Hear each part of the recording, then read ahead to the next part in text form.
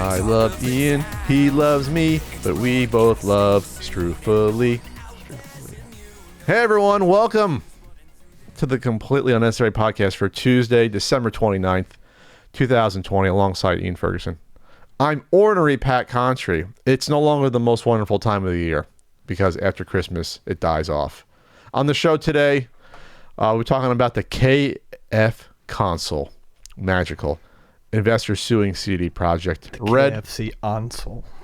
KFC on my soul. Console. The Workboy Game Boy peripheral prototype found and documented. Peripheral.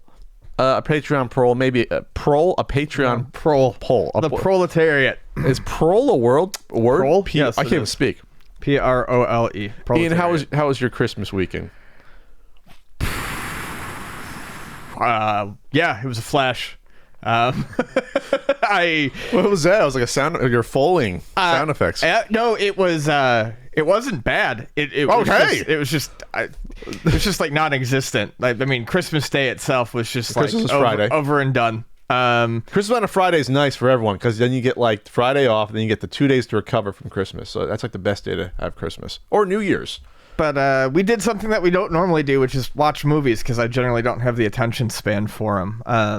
On Christmas Eve, we watched Bloodsport, because Vonnie's brother had never seen Bloodsport before. Wow. Yeah, so even Vonnie was like, all right, we got to fix that right now. So we watched Bloodsport before they took it off. Not that I have it on DVD and VHS, but it comes off of Netflix on January 1st. It's also on YouTube, though, for free. Oh, okay. So, I mean, maybe they take it off of that as well, but yeah. And then we watched a movie I'd never seen before, The Witches, the 1990 version. I haven't heard of that. Based on a Roald Dahl book, the guy who wrote Charlie and the Chocolate Factory and James and the Giant Peach. Typically dark for him. There was a remake of it in 2020 that apparently wasn't very good. But I'd never seen it, and it was really excellent. Angelica Houston is fantastic in like everything she's ever in. So that was fun. And then on Christmas Day, we watched The Thing. The original one. Carpenter's The Thing. I'll try to remake. There's like 3 of them now. Carpenter's The Thing. Which every time I watch that movie, I like it more and more. And it's weird, but it falls into one of those movies for me that even though like the movie itself is like horrifying and gross, it's almost kind of like a comfort movie to me. I know all the beats. I know what's what's coming. Nothing really jumps out at me anymore. But I never get tired of watching it. The special effects in that movie are excellent. Kurt Russell is really good in it. And I really like the ending to The Thing. So, yeah, I think it's a great movie. Double feature with Big Trouble in Little China afterwards? No. Kurt Russell, Carpenter, double feature? No, by the time... That's again why I'm shocked why you never saw that, being it's the same It team. is good, and I probably would have done that day, because I was thinking, well, personality aside, I like Kurt Russell in movies. And what do you mean personality aside? He's a great personality. What do you mean? I thought he was one of those ones who got weird like John Voight in recent years. No, I don't think Kurt Russell ever got weird. Really? I thought he did. Maybe he didn't. I know John Voight got fucking weird as shit. I don't think Kurt Russell got weird. I don't think it's on social media. But I'll look that up now. Now I'm curious. Yeah. Anyways, no. He just played Santa, for God's sake, again. Oh, did he? With his lovely... Oh, that's right, yeah. With his lovely... With Goldie Hawn. Non-wife Goldie Hawn. Yeah, I saw that on... They've been together for 40 years. Over 40 years they've been together. It's crazy. So it's one of those like ones that actually worked out. He is 70 years old, almost. He's 69. Looks great. Kurt Vogel Russell. Oh, I used his real name. Wow. That's kind of rare in Hollywood. Hey, what'd you do? How was your meal of the fishes? Oh, Christmas. I fasted the whole day. Yeah. You have to, because I still wanted to die afterwards. And I only ate 1 plate of antipasta. In the past, I'd eat 2 full plates of antipasta before. My co-host on the other podcast, John, I had mentioned during our bonus episode or our in-between episode that you were doing the What? There's a point here. Cut off my story, but okay. That you were doing the Feast of the Seven Fishes, and he got excited because he had only heard about it like a couple days ago. He had never heard about this feast, and I was like, no, it's from everything I've heard, it's delicious. It's a wonderful thing. It's literally the highlight of my year of everything. I mean, of everything that happens. Like it is. So we did that, and then we did the linguine with. He threw in. God, my mouth's gonna start watering. Shrimps were in there, scallops were in there, clams were in there. Just throw them all in. Throw it all in the pot. Get the broth going. You dump it out, and then the pastries. There was only the three of us there. He bought the amount of pastries for like 5-6 people at least. So the cannolis, these are the best cannolis I've had in San Diego since I've been here. From Zuccaro's. I've been craving a cannoli lately. There's like 3 Italian bakeries in San Diego, all like within 5 minutes of each other. Little Italy. And then the Sciadella was great. And then one of the best. It's the shell. It's the shell pastry. Oh yeah, those are good. You say Sciadella. That's like the bastardized jargon version of it, but it's like soft liatella. Soft liatella. That's the name of it. The pastry. And then I got the Strufoli from New York, which Ian's gonna. It's fantastic. The honey balls. No, not even most Italian bakers make them. And then on Christmas, it's the traditional Ginzan food. It's the meat sauce, the meatballs, sausage. He didn't do braciole, which is fine because his sister usually helps with that. And then he gets the Celentano raviolis, which is like the best raviolis you get from your local grocers section. He said like some places weren't even carrying anymore. It's like I guess you take for granted on the East Coast, New Jersey, tons of Italians. You can find all those Italian stuff in every supermarket. They have Celentano in every fucking supermarket in New Jersey. The frozen cheese ravioli, which is fantastic. So that's what we did on Christmas Day. And we watched some NBA games a little bit. There was an NFL game on Saturday, which is I don't remember them ever doing a Christmas Saturday NFL game ever. Really weird that they did that. No, I don't remember. Yeah, that's odd. So this year we've had a Wednesday NFL game because of COVID. That's never happened before. And a Saturday game, which is rare. And they said they started Saturday games exist, but yeah, I don't know if I've ever seen one. A Christmas game. Christmas Saturday, I don't remember that, but they started doing Saturday. He said after a little bit, past few years after, because once the college season stops, then when Saturday's open, they'll throw an odd game there. For the playoffs, they usually do that all the time because they want to space them out. But regular season, I don't remember that, but apparently they do that. So that's what we did. And then I gave gifts to. Well, actually, did I give any gifts to anyone? Yeah, I gave Frank a little gift, and then all my other gifts were mailed out, or I gave Ian his last week. Yeah, and did Pat open any gifts? Did I open any gifts? No gifts. No gifts for Pat really this year. That's all right. I just love being around people. That's what it is here. So that's what I did. Oh, and I put out a new NES Punk video. That's what I did this weekend. I gave the gift to you all. NES Punk video came out on the 27th, which is the 10-year anniversary of the TurboGrafx original one. So go check it out. It's me remembering all the games I ever got for Christmas. Ian's typing it in right now. He's going to watch it. That's what he's doing right now. So, no, I'm not watching your video right now. Will you? What's the last video of mine you actually watched? Did you watch Stadium Events? That was a long time ago. It was only 3 years ago. I don't know. What was the one you did before this? I did the Pac-Man one. No, before that. No. Before that. And last year I did Combat with James. I watched Combat. You watched Combat? Okay. Yeah, I watched Combat. Did you like Combat? No? Yeah. Wow, that was Commander Combat or whatever his name was really cool. Major Combat. Major Combat was awesome. Commander Combat. I figured alliteration might be in there somewhere. I think Major Combat was funnier because it's also like a term. It's Major Combat. Okay, what else is going on, Ian?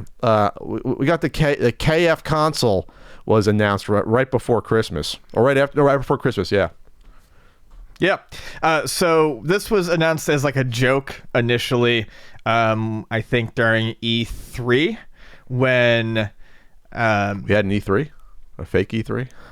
Yeah, I think it was like it was announced earlier in the year. Basically, when they were announcing when they were announcing the Xbox Series and the PlayStation 5 and all that, they showed a video of this, and I thought it was a joke, but they apparently took it to its fruition. They teamed up with Cooler Master is the name of the company, and they appear to make like basically ready to go gaming PCs that are cooled.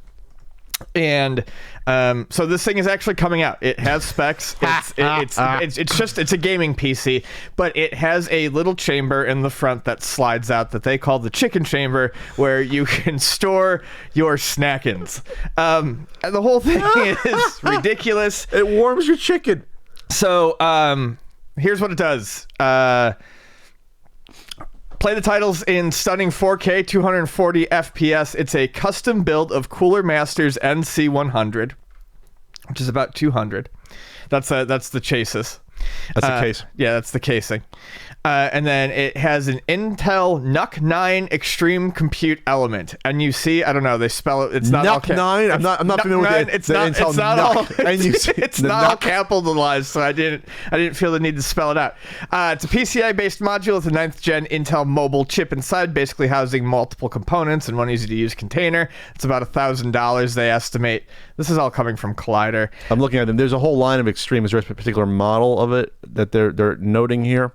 Because there's like 3 or 4, but they're not cheap. The cheapest one is $718. If they went to the cheapest one, it's still expensive. Then they said it's using an unknown Asus RTX supported graphic card, but apparently it's got a hot swappable GPU slot, so you can swap out the GPU if you want. So you can get your what's the latest one up to 2,000, 2,200? I don't know. I can keep track of the numbers. Clue. And then it comes with 2 Seagate 1 terabyte. Solid state. So you get 2 terabytes. Wow.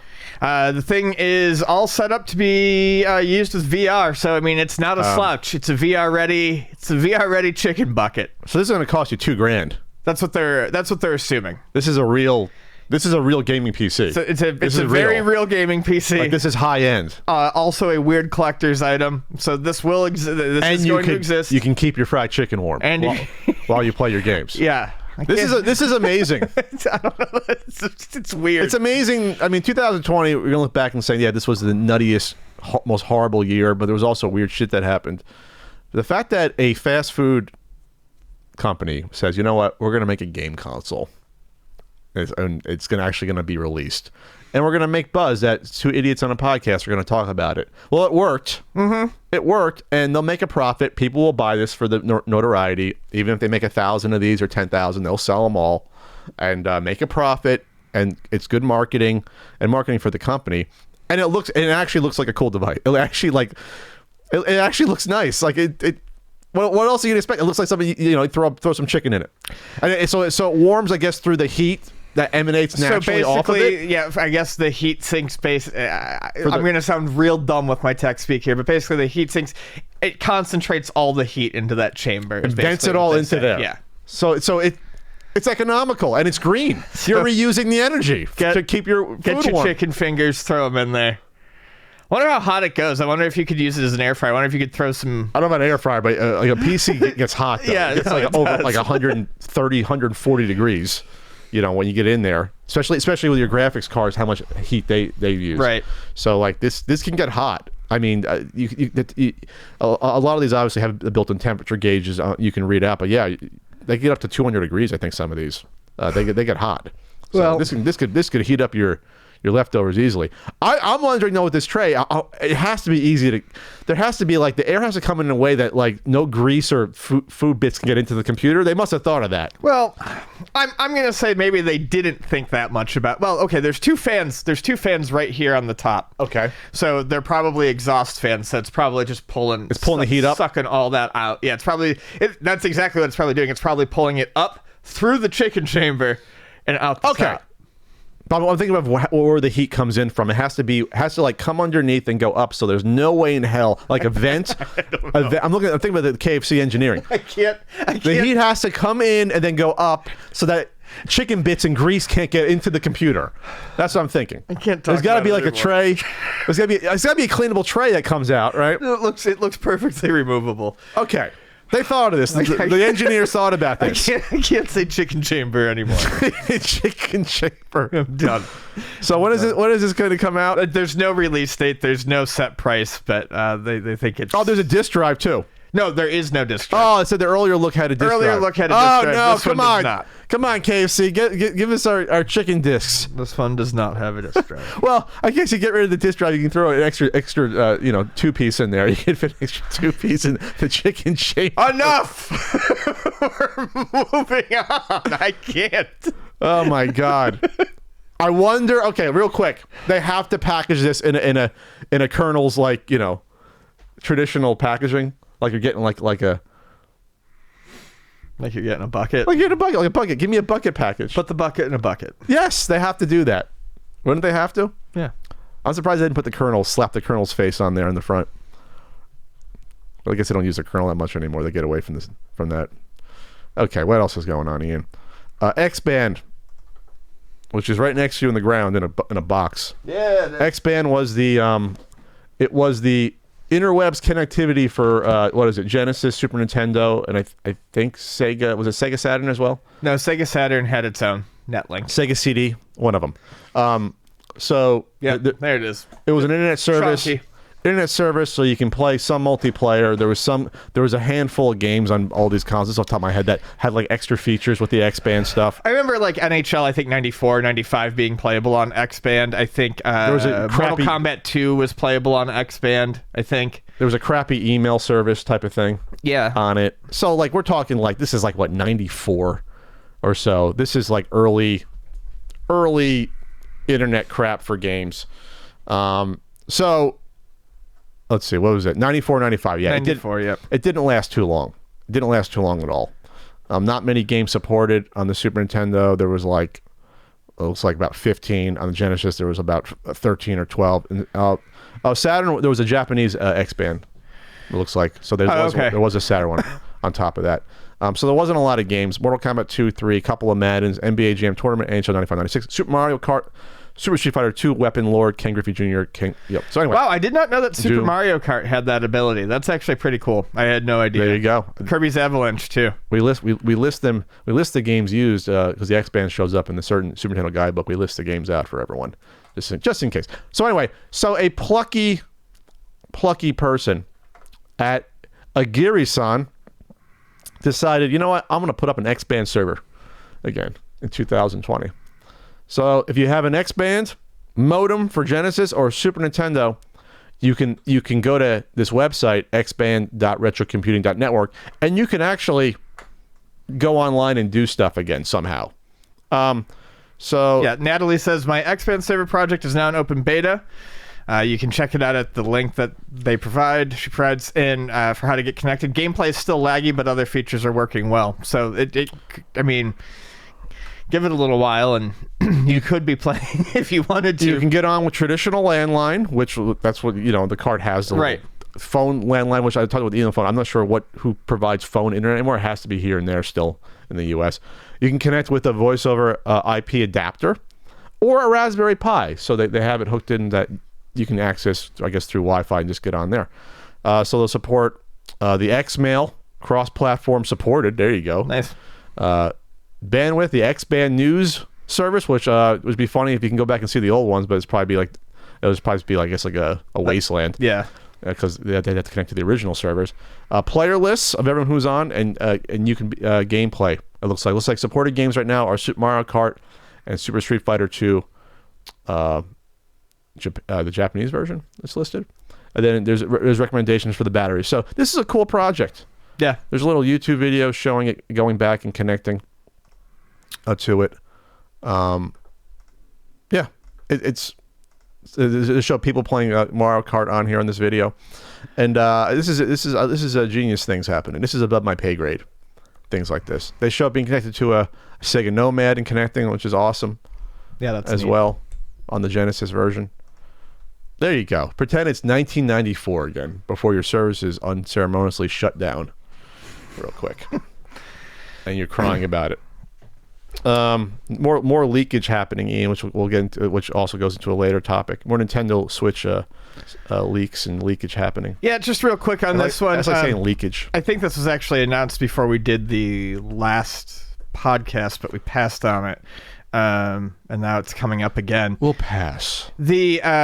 So there was an original one of the early models of the Switch was leaked, and terrifyingly, it looks a lot like one of the mock-up images that we saw. Now, granted, that image was kind of shown in early patent design documents, so I mean, it's not. But that it looks weird. like it. It's not that weird, but yeah, it's strange. People who said, including me, that Nintendo wouldn't even go that crazy. Apparently, they were thinking it. I mean, for a minute. This looks genuinely awful, and definitely would have been a very, very different outcome for the Switch had they gone with it. It was a weird design that basically the entire thing is a screen. It's a handheld console looking thing. It's a handheld. It's like Vita shaped or PSP shaped. It's that long pill shaped oval, and it has two analog joysticks, one on the left, one on the right, but they are surrounded by screen. They like literally come up through the entire thing's a screen. The screen, except for the joystick, and then it doesn't show any buttons anymore. Yeah, where the fuck are the buttons? There aren't. I remember that was the rumor back then when they showed this mock-up that it was going to be haptic, like touch feedback. Christ. Yeah, touch buttons. It would have been an absolute fucking disaster. They can get the stick-on buttons. They could do that. Yeah, what a great idea. That works great. Yeah, so it's just interesting that this stuff's coming out more and more. Nintendo's probably embarrassed by some of this, but it even says Nintendo Confidential on the little document that Forest of Illusion tweeted out here. Yeah, well, you know, you get their team of people and be like, okay, show me some ideas. Come on, we start from scratch. Think of developing a game console. You usually say, okay, let's give me some ideas here. And that's usually how you start, and you brainstorm, unless you want to look like a fucking sports car because you're an idiot. But most of the time, you brainstorm from lots of people. You can do R&D and think about how we can design the console based on how it's used. Right. That's usually what you want. And at this point, they were thinking, well, we want to do something totally different. We want it to be handheld, but also see it on the screen. So they were like halfway there. But didn't probably realize, well, how dumb is it that most of your hands covering up parts of this? Right. It doesn't make any sense anymore. No. What usefulness are you getting out of this stupid thing at this point? Apparently, they were thinking about using a 480p screen. I'm so glad that they didn't. They used 720p instead. Nintendo's handhelds, even now with a 720p screen, are always at least a generation back from what. But 720p, you can kind of get away with it a little bit. On a handheld, you can, sure. But 480p would have been a nightmare. Yeah, 480p on something. Once you get that bigger, no, it's And apparently, it was going to support 3D functionality. This must have been fairly early because even on the 3DS, Nintendo had kind of shied away from the 3D functionality, even like 2 to 3 years before they ended that system's run. Well, Forest of Illusion said this was 2014. Okay. So this is with them this is when they're still figuring out that this is okay. We're still figuring out where we're going with this. Sure. They got a couple of years before they got to really lock it down. Yeah, all I got to say is I'm so happy they didn't go in that direction. It looks like there's like buttons on the back of it to press. Like this would have been soundly rejected. But the thing is, and it was kind of the weird thing then, is it's totally believable to me that Nintendo would try to do something this like wacky. Yeah, they swing for the fences. They don't care. Because then in some weird parallel universe, it would be a huge success. How do we know? Maybe it would have been a huge success, or maybe people were wary of the Switch, which I thought was a design home run from the moment we saw it. Yes, we always thought, oh, this is a great idea. I love the idea. Oh, it does console and it does handheld. I was always on board with that. So they were halfway there, like halfway.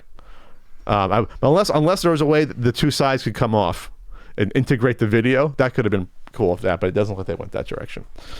So, you know what direction you should go to, Ian? You should go to ultimatenintendo.com. You can use that. You know that cash that Grandma gave you. You know, because her pension, she doesn't need it. She's going to give it to you. You can spend it on RBI baseball stickers and CU podcasts, enamel pins, or certain guidebooks. You can do that to ring in the new year, 2021. Ian's stretching out. He's excited. He's excited right now. So go to ultimatenintendo.com.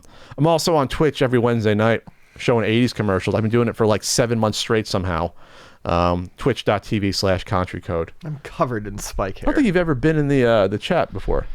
No, I haven't, because it's always on Wednesday nights and you always start like 2 hours before I get out of work. Now I do it earlier. Now I usually start around 5 Eastern. Excuse me, 5 Pacific. So even more so in the middle of my workday. Oh, you're always on Twitter. Come on, you can pop in.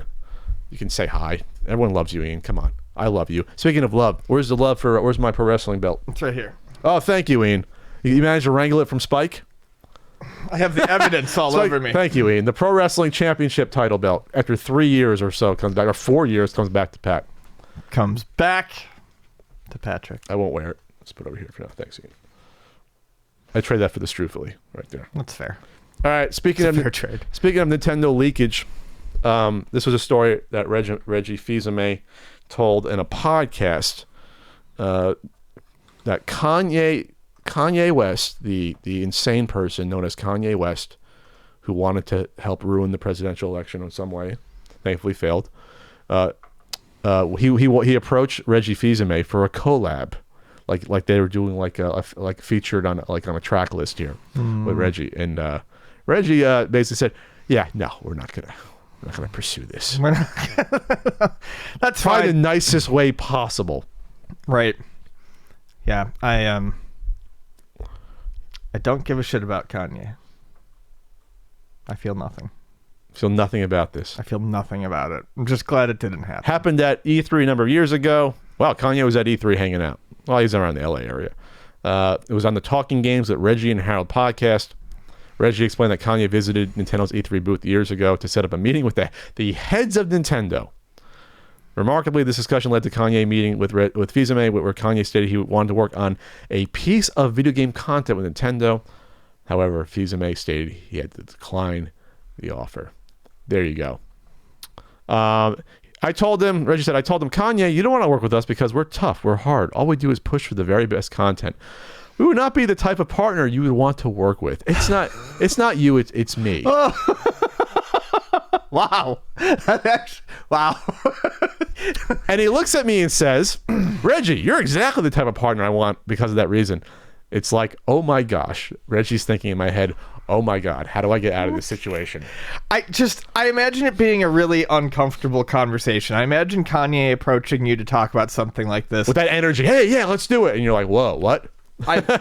It's the same as when I've had people come into the store and be like, we should do a video, or we should, yeah, not you necessarily, but like, yeah, when you're trapped in a situation like that, I can just imagine. But someone's super famous, and he's actually a genius when it comes to music. So, in the weird way, he might have had a good idea. We'll never know. We have no idea what he was thinking of. I do know this. Maybe that's why he decided to name his next album TurboGrafx 16, because he was pissed off at Nintendo. He never did that, though. I know. Coward, Kanye. Coward. Man has thoughts every day. Still one of the most surreal things ever when we discussed that. What was that, 4 years ago? Yeah. We're like, what? Kanye? He's like, yeah, remember Blazing Lasers? You're like, Kanye West played Blazing Lasers? Little nerdy Kanye, Blazing Lasers. Good for him. When he was like 10. Damn good game. Yeah, he's got damn good taste in video games, apparently. So there you go. That's just funny. A little levity here. Little levity. No, a little sadness. MAGFest, apparently as we know it, has imploded. News of this really just kind of broke yesterday. 28th.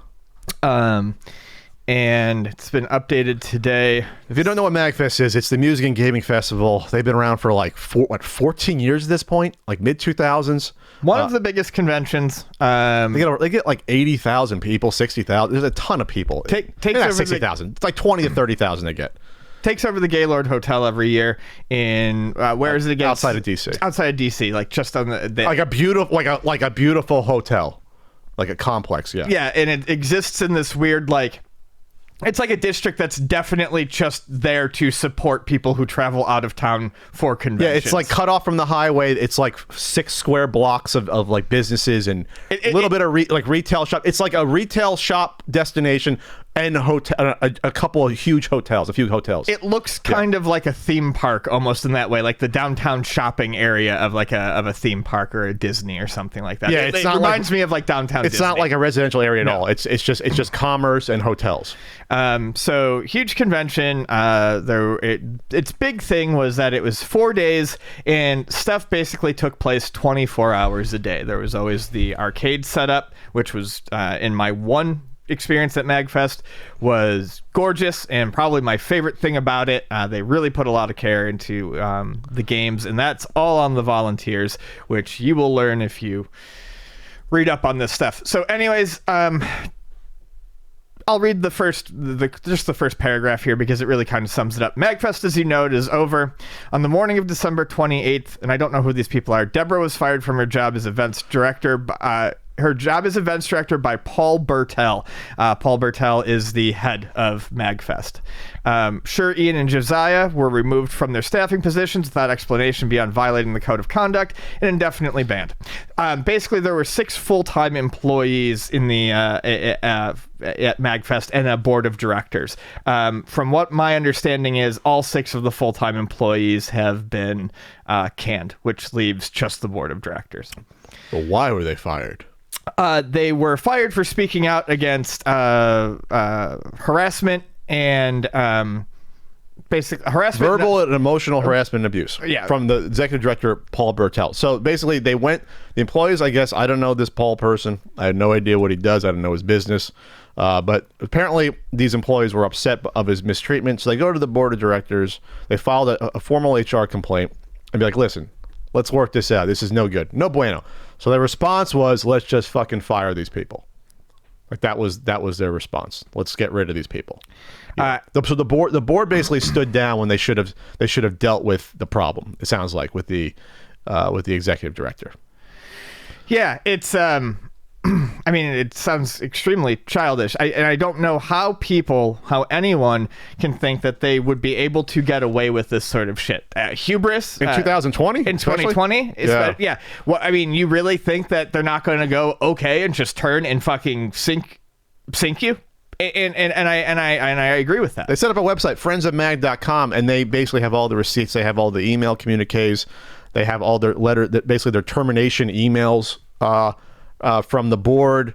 So yeah, it's bad. Over the last year, the board has, according to, this is what they're alleging here, harassed and threatened multiple office employees, harassed and threatened multiple volunteers, including the staff elected board nominees, asked employees to compromise their personal and professional ethics in the course of their normal job duties. I'm sure that's going to come out more. Not responding in a timely manner to formal HR complaints made about the executive director by all six full-time employees. Not taking appropriate steps to resolve formal HR complaints, not communicated any resolution to formal HR complaints, subverted existing HR procedures, subverted existing internal procedures in order to retaliate against and discipline volunteers, including the staff elected board nominees inappropriately, created a culture of fear and secrecy around all dealings with them, removed employees from key situations, including those of the employees written in signed job descriptions with no warning or explanation, delayed and subsequently refused to add staff elected. So there's more. There's everything here. Yeah. Acted in bad faith. And they have all the documents here. And then they basically want the entire board to step down to be replaced by top 3 candidates for the most recent nominee election.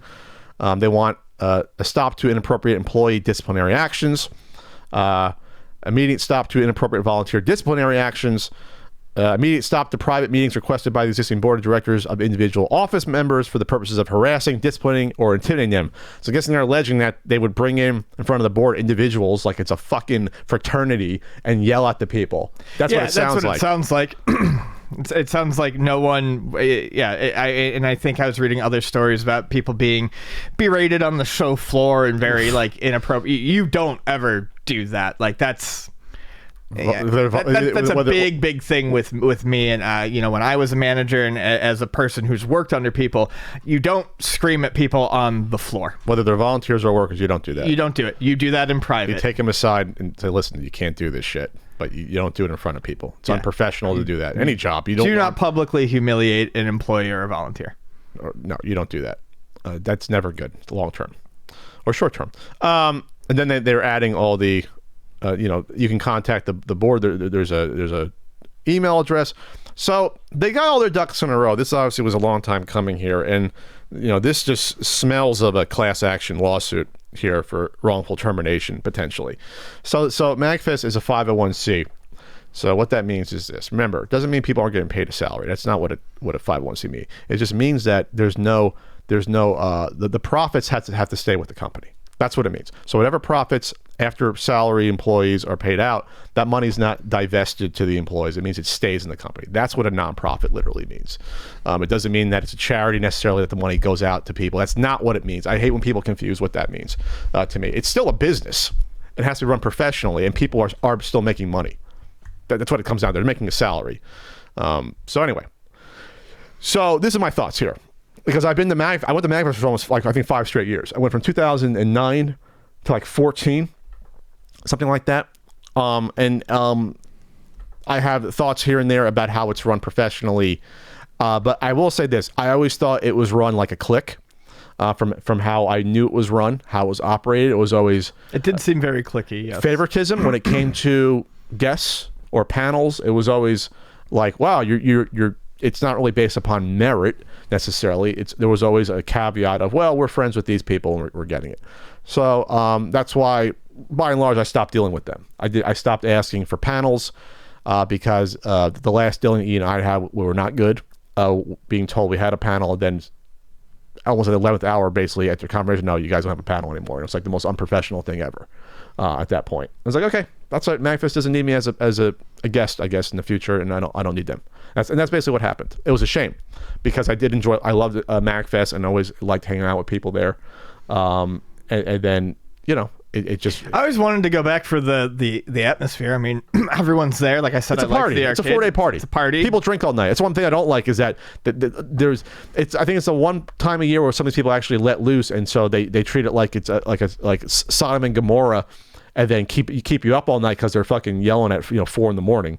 That part I can live without, and like the fucking elevator party bullshit that they had to get rid of. But I can see why people love it because it is a party atmosphere. Yeah, I don't know. I had fun, but I never ended up going back. Also, the fact that it was always held in January everyone else seemed to be able to make it, but that never made sense to me. Just right after the holidays. Yeah, it's cold. A lot of times it'd be snowing or ice in the ground.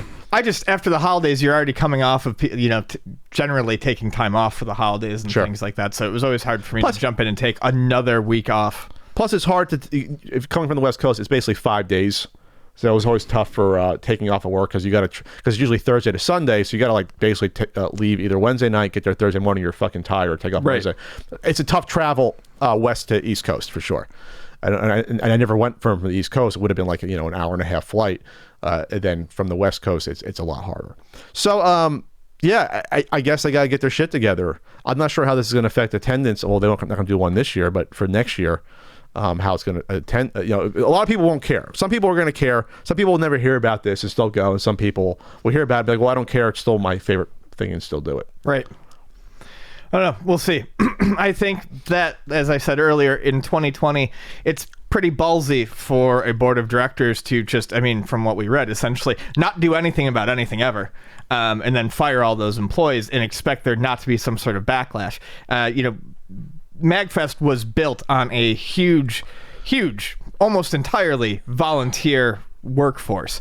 And if they band together enough, I think you might find yourself in a position where suddenly they don't have the power, the people power to put it together anymore. You need a lot of volunteers. I think I read something that it was like 1,200 volunteers. And if you've got everyone out there right now collaborating and putting your shit on blast, I think it's going to be very hard, especially because this is a tight-knit community, and a lot of the people who would volunteer for this convention would eagerly, I think, volunteer for a replacement convention. MAGFest is going to, I think they are finding themselves in a very, very shitty position as of today. They have not responded yet. Oh, wow, they're following me on Twitter still for some reason. There you go. Like it's 2011. They've not responded. This is, and the reason when you hear that many volunteers, like, how can you need that many volunteers? Most conventions don't need nearly that many. If you've been to a MAGFest, you understand. Because they always have like 10 panels going on at once. At least, like it's a gigantic convention. Food rooms, multiple panels, almost 24 hours a day. The arcade itself takes up the space of like a fucking city block. You've got it's big. You've got just to have eyes on people walking exits around. And entrances, checking badges. Yeah. It takes over a big chunk. Like this is like a business hotel where like you fly everyone out for your company and then you rent out a few places. Like this is gigantic. The wedding area where they had the bands it's the biggest like I've ever seen in terms of the stage. The and internal gazebo thing that they have. There's that too. Like, so this is, like I said, this is a destination hotel for things. Like, Right. it's insane. They have a skating rink inside sometimes, like, or outside. So it's gigantic, this event. And I do have some good memories of seeing all the retroware buddies back in the day. We do, like, I used to do 3 or 4 panels at MAGFest. I do like a panel every day I was there. Right. That's how it was back then. We're talking 2010, 11, 12, 13. The short-lived Super Rift Brothers. You know, like these were big panels too. Like hundreds of people come out to some of these panels. But all right, well, hopefully they do the right thing, and hopefully they if this guy's acting up, they get rid of him. New board of directors, keep this going for, I guess, for 2022. I guess that's what we're looking at. They stay with January because it ain't going to happen next week.